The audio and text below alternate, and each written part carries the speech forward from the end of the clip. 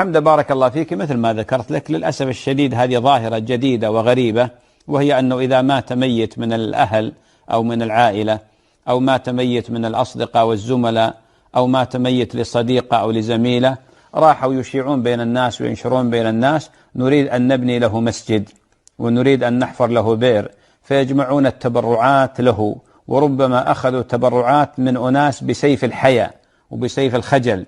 يجون تجي امرأة في مكان العمل وحاطة ظرف تقول والله نبغى نبني لزميلتنا فلانة اللي توفيت مسجد، وربما هذه الموظفة المسكينة ما عندها قدرة فتخجل وتدفع وهي غير راضية، أخذ بسيف الحياء والخجل، أخذ إكراها، لكن ما أظهرت ذلك، ما أظهرت الامتعاض، ما أظهرت عدم الرغبة.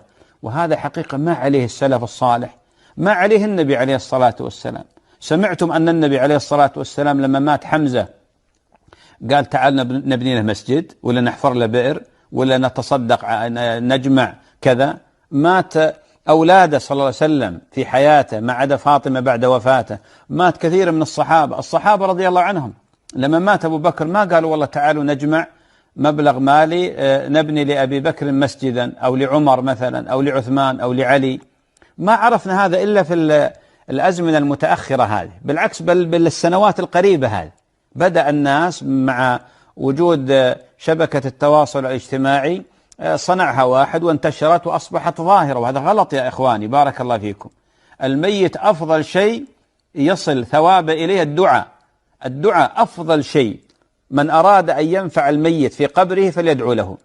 أما قضية الصدقة هذه على عياله هم اللي يتصدقون عنه. ولذلك لما جاء سعد إلى النبي عليه الصلاة والسلام وأخبر عن حالة أمه اللي توفيت قال تصدق عنها بالماء. أما أن يجيب إخوانه وعائلته وقبيلته أو زملائه هذا غير صحيح، هذه ظاهرة غير جيدة، هذه ظاهرة غير جيدة وفيها إكراه للناس وإحراج لهم في أمر ما شرع